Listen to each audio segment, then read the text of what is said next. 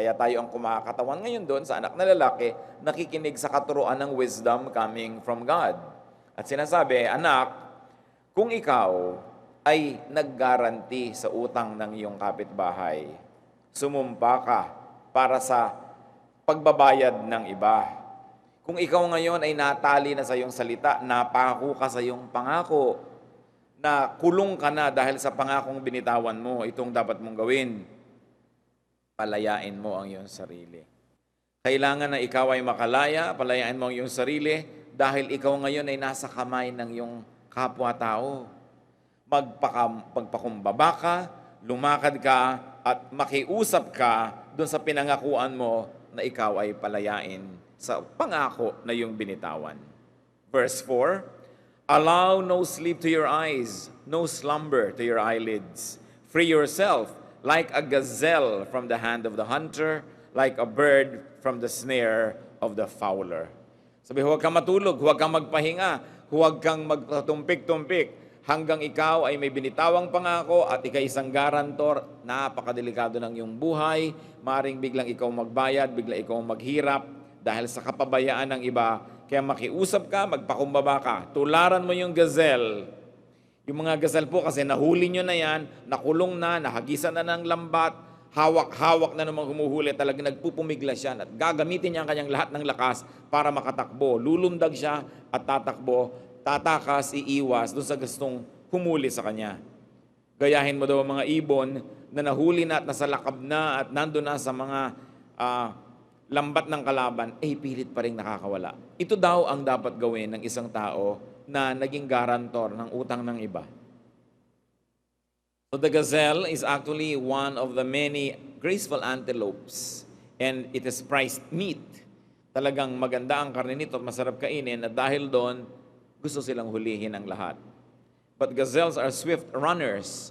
And gazelles could jump very, very powerfully and could jerk out of the hands of somebody who would like to entrap them. At yun po ang isang quality ng hayop na ito na pangontra naman dun sa kanyang kawalan ng sungay, kawalan ng pangil, at kawalan ng kakayahang manlaban. And it's being always hunted for meat. People always were interested to benefit from the gazelle. Kaya kailangan, sabi naman, mag-ingat. Ganito ang gawin mo, tularan mo ang isang gazelle.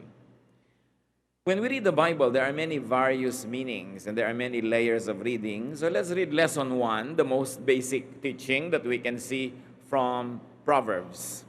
And it is a lesson for us as much as it is for the gazelle. And the lesson is, free yourself from the hunter. Free yourself from snares. Kailangang mapalaya mo, kapatid, ang iyong sarili dun sa gustong humuli sa iyo, dun sa gustong bumihag sa iyo, doon sa gustong pumatay sa iyo. You've got to free yourself from whoever holds you to kill you or to destroy you. Now, this could be an actual or a direct killer or destroyer. Ito yung very, very basic teaching. Nanganganib ang buhay mo, hawak-hawak ka, gusto ka nilang patayin, kailangan gumawa ka ng paraan para makawala. But this could be someone whose control and influence on you can and will lead you to destruction. Anong kinalaman natin sa gazelle? Hindi naman tayo gazelle, hindi naman tayo hinahagisan ng lambat, hindi naman tayo hinuhuli, pero may pagkakamukha tayo sa kanila. Tayo man tulad ng gazelle na hinahabol-habol dahil masarap kainin, meron din mga naghahangad na tayo ay bihagin, naghahangad na tayo ay masilo, makupot, makorner, maging kanila. May mga tao, may mga bagay na gustong humawak sa atin, pero ang pagkakahawak nila sa atin ay hindi kabubuti ng ating kapakanan. So what could this hunter be in our lives today? This could be a destructive love or lover. Hindi naman lahat ng mga loves maganda ang kinakawian eh. Hindi naman lahat ng lover ay nakakabuti sa iyo. Merong gustong angkinin ka lang, merong gustong gamitin ka lang, merong gustong alipinin ka, kawawain, masolo, ihiwalay sa iyong mga pangarap, ihiwalay sa iyong mga mahal sa buhay, at gamitin ka lang. Kung ikaw, kapatid, hawak-hawak ng ganyang love or lover ngayon, kaya ka kinakausap ng Diyos, set yourself free. Kung alam mo na ang pagkakahawak sa iyo para lang sa kanyang pakinabangan at wala kang mapapala, Siya lang ang nakikinabang at kawawa ka, luging-lugi ka, ikasisira mo ng dangal mo, ng puri mo, ng pera mo at ng puri mo. Bakit hindi ka dapat makawala dyan? This hunter could be a destructive friend or companion. Minsan meron tayong mga itinuturing na kaibigan, mga kapalagayang loob na walang ginawa kundi dalhan tayo ng problema, walang ginawa kundi buntunan tayo ng mga kotak-kotakot na gulo, isuot tayo sa mga panganib. Kailangan ka makalaya dyan. It could be a destructive involvement. Maring napasali ka na sa isang scam, napasali ka na sa isang negosyong masama, mali, alam mong sasabog at masasabugan ka. It could be a destructive habit or activity. Maaaring ikaw ay nalululong na sa sugal o sa drug, sa bisyo, napapasali ka sa mga masasamang mga grupo at alam mong kakainin ka at lulubog ka ng lulubog. Ito ang mga katumbas nung hunter na yan. Kaya ang Biblia, mga kapatid, ay universal, powerful, dahil hindi lang yan tungkol talaga doon sa actual na tinutukoy, sapagkat maraming katumbas yan sa ating buhay. At kailangan pag binabasa mo yan, nakabukas ang iyong isip na, teka, ako yung gazelle dito. At yung hunter, itong gustong humawak sa akin, gumapos, magkulong, ay ito pala, itong taong ito, o itong activity ko na ito, o itong pangarap ko na ito sa buhay, itong nakakasira sa akin. Alam niyo sinabi sa Biblia, set yourself free. Huwag kang magpatumpik-tumpik, huwag kang magpatagal-tagal, huwag kang magpatulog-tulog, gamitin mo lahat ng kakayahan mo para ka makalaya. Kung meron man lang kahit isa dito ngayon sa ating grupo na ganito ang kalagayan, it's all worth it to discuss this. Because Jesus wants you free. God wants you free. Kung yung gazelle, tinuturuan na tumalon, lumaya, tumakas, tao pa kaya ang hindi gugustuhin ng Diyos na maging malaya? The gazelle knows what to do. People should know better. Kailangan, mas alam natin yan.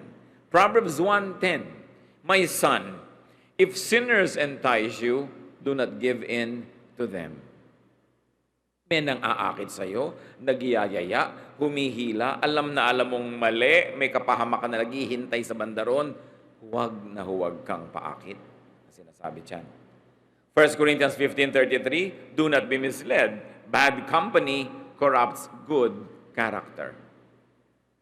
Ang ganda-ganda na ng katayuan mo sa buhay, minaitayo ka ng konting pangalan, konting reputasyon, meron ka nang na-accomplish, kahit ano man yun, may napag-aralan ka kahit konti, pagkatapos babarkada ka sa masasama. Ang mga ginagawa ninyo, bumubura sa dati mong ganda, sumisira sa dati mong kahusayan, kinakain yung dati mong mga naipon, winawasak yung mga dati mong nabuo. Aba, mag-isip-isip. Bad company corrupts good character. Proverbs 18:24, a man of many companions may come to ruin.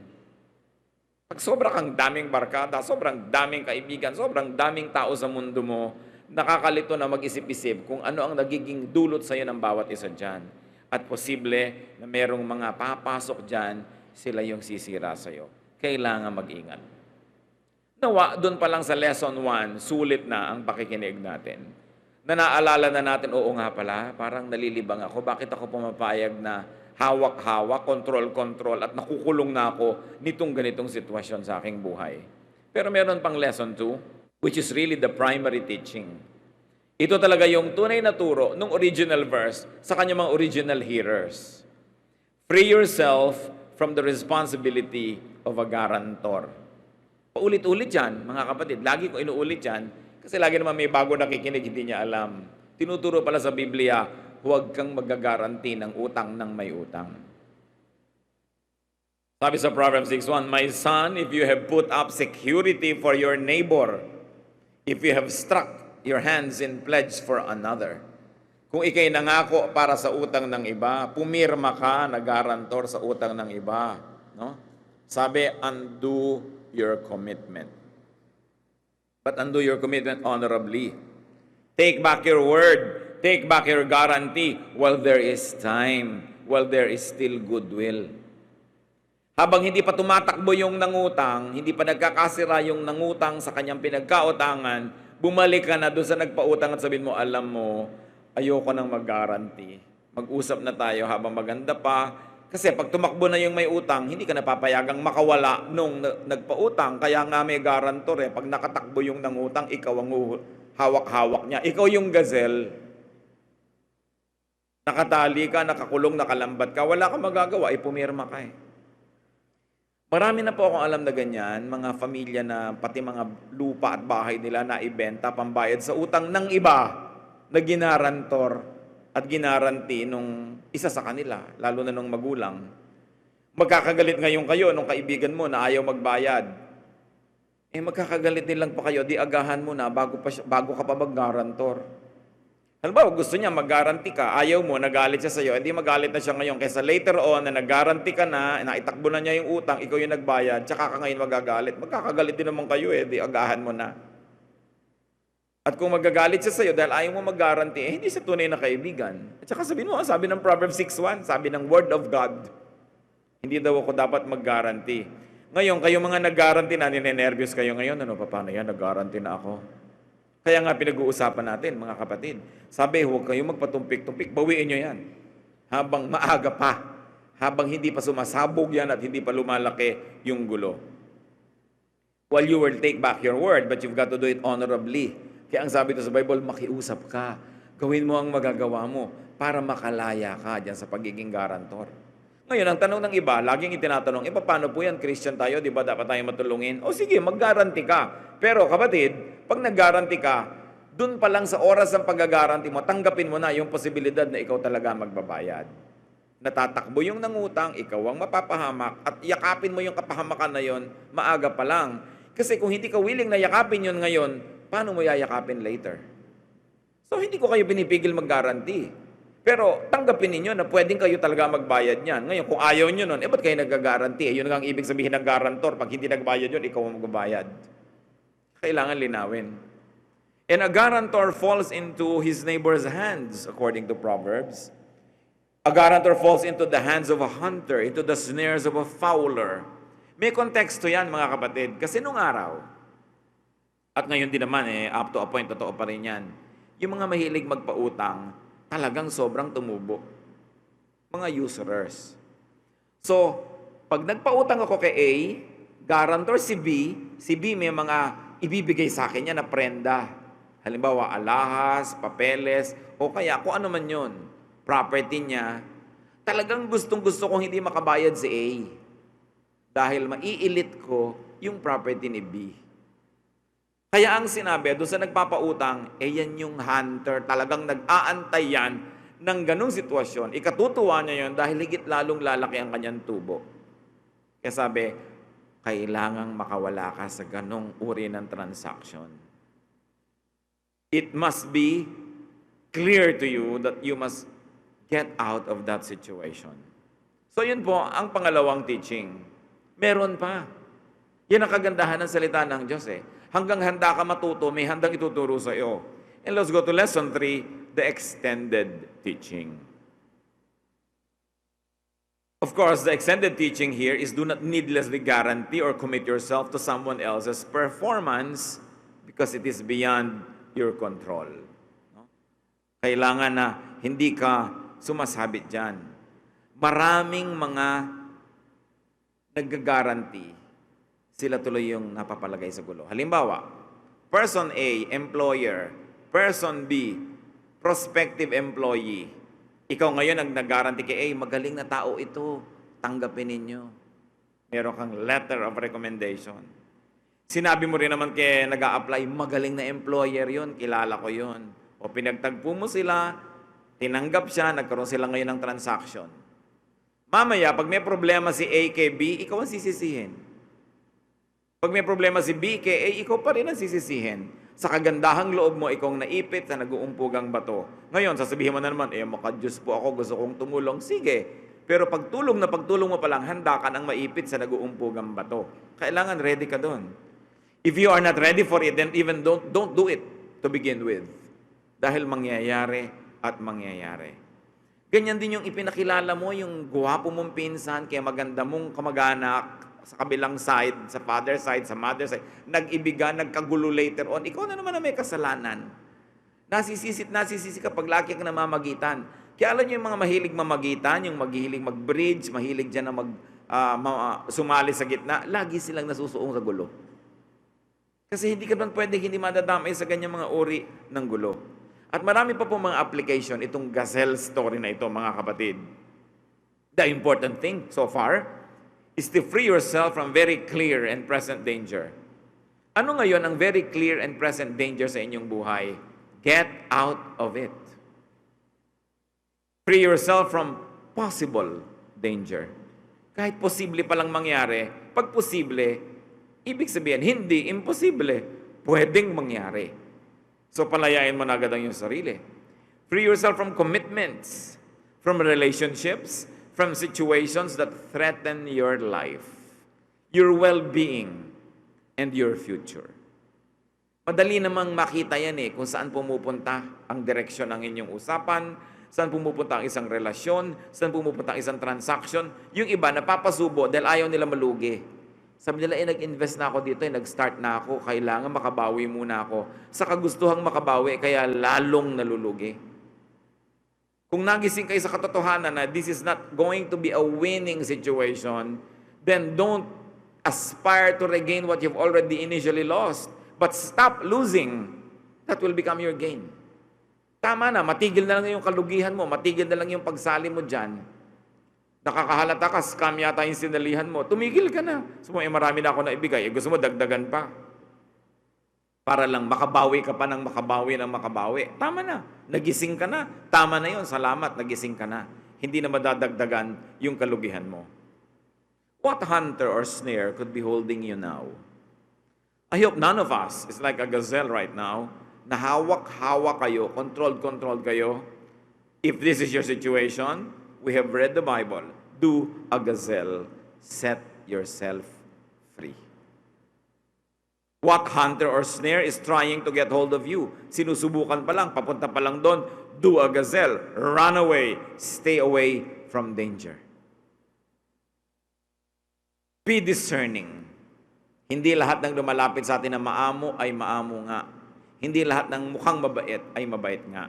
Hindi lahat ng mukhang kapakipakinabang ay kapakipakinabang nga. Maging sa pananalig nga. Matthew 7:15-20. Watch out for false prophets. They come to you in sheep's clothing, but inwardly they are ferocious wolves. By their fruit you will recognize them.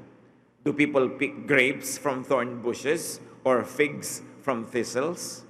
Likewise, every good tree bears good fruit, but a bad tree bears bad fruit. A good tree cannot bear bad fruit, and a bad tree cannot bear good fruit. Every tree that does not bear good fruit is cut down and thrown into the fire. Thus, by their fruit, you will recognize them. Ito pong teaching na ito tungkol sa mga bulaan ng mga magtuturo, mga maling mga katuruan, mga huwad na mga prophets. Pero ganun pa rin yung katotohanan. Yung gustong mandaya, magpapanggap. So yung mga wolves na yan, mga wild dogs na yan, mga sumisila at kumakain ng mga tupa, paglalapit sila sa tupa, nagbibihis tupa sila para hindi magtakbuhan yung mga tupa. Kaya ganun din mga kapatid, ang gustong mandaya, nagbabait-baitan. Ganon yung gustong maka 1, 2, 3, padadamahin ka muna. Yung gustong makuha ang maraming pera mo, pinapa-invest ka, papatikimin ka muna ng konting tubo. At pagka ginanahan ka na sa natitikman mo, pati gintong ngipin mo, babakbakin mo na, i-invest mo sa kanya. At doon na siya tatakbo, ay sorry na 1, 2, 3 ka na. Pero napatikim ka muna ng konti, ano? Kaya mag-ingat kayo, hindi lahat ng mukhang may tubo ay tutubo nga. Proverbs 5, 1-5.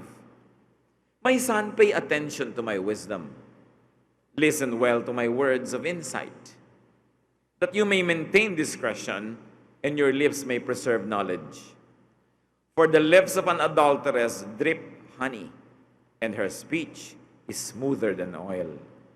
But in the end she is bitter as gall, sharp as a double-edged sword. Her feet go down to death, her steps lead straight to the grave. Ang pinag-uusapan dito, isang babaeng mapang-akit na inaakit ang mga lalaking may asawa na pagtaksila ng kanilang asawa at sumiping sa kanya.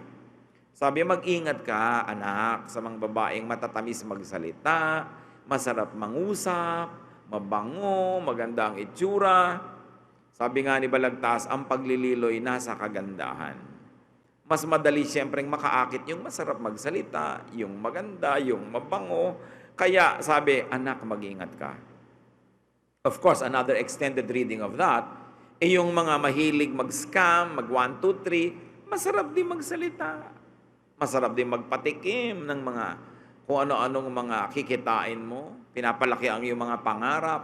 And when they appeal to our desires, to our greed, and to our worldliness, they begin to take control of us. Pag-ingatan ang ganito mga bagay. Remember that the hunter, the snare can be a person. It can be a dream. Maraming mga tao naman na bulid sa kasamaan, na trap dahil sa kanilang mga pangarap. Sa layo ng tinatanaw at ganda ng pangarap, hindi na baling maglakad sa bubog, matuka ng ahas, mahulog sa bangin, ang tinitingnan lang yung pangarap. Aanhin mo ang magandang pangarap kung para naman maabot mo yun ay nagkawasak-wasak, nagkagiba-giba ka. That hunter, that snare, that trap can be a dream. It can be a desire. It can be a habit, an association, a membership, a belongingness, which in the process will kill or destroy or damage. Kaya ang tanong lang mga kapatid, huwag na tayo magpaligoy-ligoy, kailangan maiksi, direct to the point, ang lalo nating matandaan. Gusto ng Diyos, malaya tayo. Identify, kilalanin, alin o sino ang sumasakal sa inyo. Kailangang palayain nyo ang inyong sarili. Sino ang nagtatali, gumagapos, nagkukulong? Sino ang nagpapasikip ng inyong mundo, ng inyong hininga? Gumawa kayo ng paraan na makalaya. At kung sasabihin nyo naman, asawa ko po lahat yan tinutukoy nyo, paano ko lalaya? No? Well, meron kang legal and moral duty to be there, pero kailangan makaimbento ka ng iyong version ng kalayaan. Kailangan sa mundo mo na pinapasikip niya, makalikha ka ng isang mundo na sa'yo, na ikaw lang ang tao doon, na napapaluwag mo yun, napapagawan mo yun ng paraan. You can do that. If you have to be legally and morally tied to someone, you can still create a world within your world where you can be free, where you can be yourself. In other words, you can minimize to that which is acceptable, no? Mga minimum requirement, yung interaction mo sa ganong mga tao. Hindi mo kailangang itali ang buong buhay mo sa isang taong lumulunod sa iyo. Sa isang taong sumisira sa iyong pagkatao, kahit mo pa siya kamag-anak, kahit mo pa siya asawa. Kailangan makagawa ka ng sariling mundo dahil ipinanganak ka mag-isa sa mundong ito, mamamatay ka at haharap sa Diyos na mag-isa. Even these transactions are only earthly. Kaya nga nung si Jesus ay tinanong, sa tao pong nagkaroon ng maraming asawa, pagdating nila sa kabilang buhay, sino doon ang asawa niya? Sinabi ng Panginoon, wala na doon ni isa. Wala nang mag-asawa sa langit. Wala nang mag-asawa sa piling ng Diyos. Ang lahat ay magkakapatid na lang at Diyos ang magulang. In other words, even this relationship, though to some they want to extend it forever and ever because it seems like a piece of heaven, that ends. Pagamat masarap ng mga mag-asawa ay magkasalo sa buhay nila, lalo talagang hindi naman sila nananakal sa isa't isa, pero hindi naman ganoon ang katotohanan ng lahat ng tao. Ang buhay mo, kapatid, ay isang buhay na dapat pahalagahan. Ang iyong dangal ay dapat pahalagahan. Ang iyong mga pangarap at hangarin ay dapat ding pahalagahan. Hindi mo yan pinapabayaan, nasirain, wasakin, agawin sa iyo ng sino man. Pagamat ikaw kuminsan may mga pananagutan, well, a part of it will have to be sacrificed, but you don't have to sacrifice everything. You have to be discerning, wise, and creative so that you can become you and still be you and pursue your being you in spite of the people who try to ensnare you. Meanwhile, kung hindi nyo naman asawa yan o magulang yung gumaganyan sa inyo, hindi kayo bound by biological and personal and permanent relationship, mas madaling umalis. Meron kayong nobyo na walang ginawa kundi kawawain kayo, pagtaksinan, utangan, pagastusin. Abay, gumising-gising kayo. Wala kayong kinabukasan sa ganong tao, dapat kayong makalaya. Yun ang pinag-uusapan natin. Pwede niyong palayain ang sarili niyo, lumaya kayo. Nalalagay kayo minsan sa isang neighborhood. Kabulan ng kabulan, barilan ng barilan, tagaan ng tagaan yung mga kapitbahay niyo. Tapos ilag lang kayo ng ilag. Lumipat-lipat kayo sa ibang barangay. Gumawa kayo ng paraan. Alam niyo, siyempre may mga halaman lagi ang tatapakan kasi naman naman sila sa daan. Pwede kang lumipat. Hindi na pwedeng ipayo. Pwede mo lang ipayo sa mga kababayan natin na Bicol. At sa Davao kasi walang bagyo doon. Diba? Dahil lagi nilang binubugbog ng bagyo yung Bicol. Kawawa naman kung doon ka nakatira, kagagawa mo pa lang ng bahay mo, giba na naman. Kaya kung ikaw si OFW, humingi ng pera yung nanay mo dahil may dumaang bagyo, hindi ka pa nakakabayad ng inutang mo, humihingi na naman dahil may bagyo na namang dumaan. Kasi nasa Bicol ka eh. Kung mahal na mahal mo yung lugar na yon, anong magagawa ko? Ayaw mong umalis, pero kung talagang ayaw mo laging binabagyo, lumipat ka. Yan ang ibig lang natin sabihin. Kasi meron talagang lugar na daanin ng bagyo. May mga lugar na laging nililindol. May mga lugar na laging bumabaha. Tabi ka ng ilog, laging bumabaha. Di lumipat ka ng bahay dahil naubos na lahat yung savings mo. Katatambak, kaaahon sa baha. Yun at yun din ang nangyayari. Mga kapatid, ang dami nating pwedeng isipin na katumbas nitong hunter. Ang point lang, you are being pulled down, you are being threatened, you are being put in danger. What should you do? Set yourself free. Nilikha ng Diyos ang tao para maging malaya. Sa kalayaan nga ng tao, hindi pinigil ng Diyos nung kakain ng forbidden fruit eh. Pinagsabihan, pinagbawalan, pero hindi hinawakan ng kamay at itinali para huwag magawa yung hindi dapat gawin. Binigyan pa rin ng Diyos ng free will. Bawat tao, birthright yun. Kaya kung tinanggap nyo na ganito na lang ako, kakawawain na lang akong ganito, hindi nyo dapat tanggapin yon. Pananagutan nyo sa Diyos, it is a very noble act of worship to set yourself free so that the God's design for you can happen, so that you can be the person that God designed you to be. Ngayon, baliktarin natin. Madalas naman tayo yung hunter eh. Tayo yung dominante. Tayo yung wala ng boses yung kapwa natin, tayo na lang. Tayo na lang laging nasusunod kung anong kakainin. Tayo lagi ang nasusunod kung saan pupunta. Mag-asawa kayo pero laging yung gusto nyo ang nakakapanaig. Nanginginig na yung asawa nyo sa ginaw. Gusto nyo malamig ang aircon, bahala siya maging popsicle. Basta't kayo ang masusunod. Yung lagi na lang kayo't kayo, kinakausap din tayo ng verse na ito. Huwag nyong gawing gazelle ang mga mahal nyo sa buhay. Kayo may asawa, magulang, kapatid na nakakatulong, kapatid na may pera, nakontrol nyo na yung lahat ng kapatid, wala na silang masabi, kahit ano na lang kasi kayo to nagbibigay. Ang Diyos nga binibigyan tayo ng buhay at lahat-lahat, pero hindi tayo kinokontrol. Sa pagbibigay natin ng tulong, sa pagbibigay natin ng kabutihan sa kapwa, hindi tayo nagkakaroon ng karapatan na nakawan sila ng anino, alisan sila ng pagkatao at disposisyon. Kailangan patuloy pa rin natin silang iginagalang. Napakahalaga na yung ganung pagbibigay, nagbigay ka ng pera, ninakaw mo naman yung pagkatao niya, di balanse lang yun, baka mas malaki pang utang mo pag nagtuos. Importante matuto tayo from God that if we have the power to give, if we have the power over people, we don't use that power to dominate them. But we use that to influence them so that they could be the best persons that they can become. So sino tayo dito? Hindi naman tayo laging gazelle lang eh. Madalas, hunter din tayo. At hindi naman tayo laging hunter lang. Kung minsan, hunter tayo sa grupong ito, pero sa ibang grupo tayo naman yung gazelle. Kailangan din tayong makalaya. Ano ang itinuturo sa atin ito? Set yourself free. Jesus wants you free. Panginoon naming Diyos, salamat sapagkat kayo Diyos na nagtuturo maging ng mga ganitong bagay sa pagtingin namin sa kalikasan, sa mga halaman, sa mga hayop. May natututunan din kami. At salamat Lord, yung Bible, yung word ninyo, interesado sa aming pang-araw-araw na buhay. Ngayon sa aming pag-aaral, ituro mo sa amin Lord kung paano kami nagiging gazelle, kung paano kami nagiging bihag ng kapwa, bihag ng mga bagay-bagay, bihag ng bisyo, ituro mong palayain namin ang aming sarili sa tulong na rin ninyo, O Diyos. Pero ang mahalaga magkaroon kami ng pagpapasya na palayain ang aming sarili. At kung kami naman yung nagiging hunter, mas madali naman, Panginoon, na palayain namin ang aming kapwa. Turuan mo kami na labanan yung aming selfishness, yung aming personal na kagustuhan na makapanaig, laging manalo, lalong-lalo alam naming mahal kami, hindi kami matitikis, kinokontrol na namin, ituro mo sa amin, Lord, na hindi ganito dapat ang pakikitungo sa nagmamahal sa amin, kundi dapat suklian namin ang iba yung pag-ibig, ang pag-ibig na iniuukol sa amin.